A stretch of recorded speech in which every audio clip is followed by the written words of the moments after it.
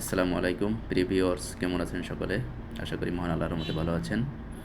আজ আমরা মুজদালিফা একটি ঐতিহাসিক মসজিদ দেখার উদ্দেশ্যে যাব এবং আপনাদের দেখানোর চেষ্টা করব।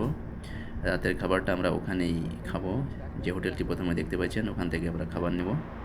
এই হোটেল থেকে আমরা স্যুপ নিয়েছি, উটের স্যুপ। এখন আমরা চলে এসেছি মুজদালিফার মাঠে। আমরা ইতিমধ্যে মুজদালিফার মাঠে চলে এসেছি। এখানেই রয়েছে সেই মসজিদটি ঐতিহাসিক, যেটির নাম মাশায়ের আল হারাম।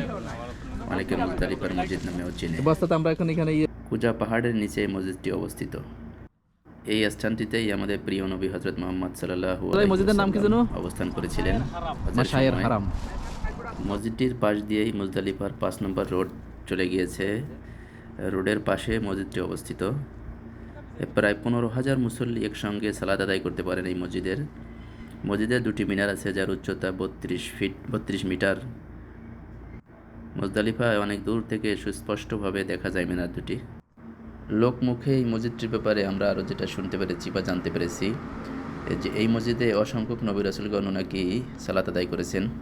এটি সেই মসজিদ যেটি বছরে একবার খোলা হয়।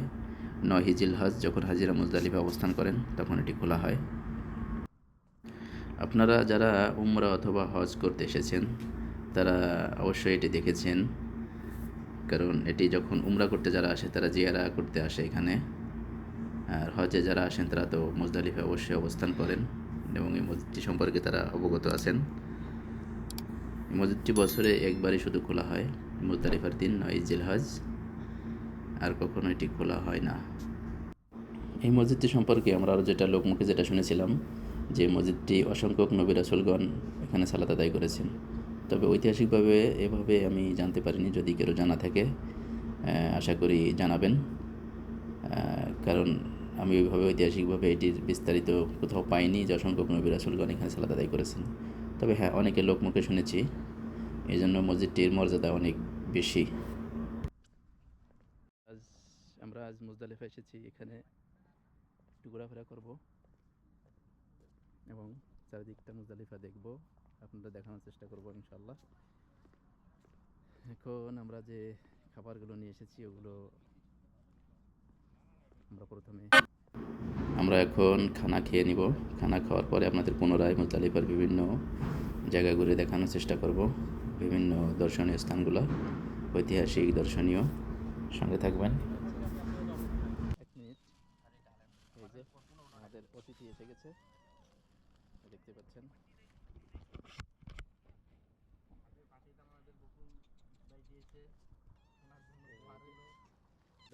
আমরা আজকের খাবারটি তুর্কি রেস্টুরেন্ট থেকে নিয়েছি, যেখান থেকে আমরা নিয়েছি বিফ কাবাব, আল ফাহাম এবং শাওয়াইয়া। দেখতে পাচ্ছেন খাবারগুলো পরিবেশন হচ্ছে। আমরা খাবারগুলো খানা খাওয়ার পরে পুনরায় আপনাদের মাঝে আবার ফিরে আসবো এবং আপনাদের মুজদালিফার বিভিন্ন দর্শনীয় এবং ঐতিহাসিক স্থানগুলো দেখানোর চেষ্টা করব।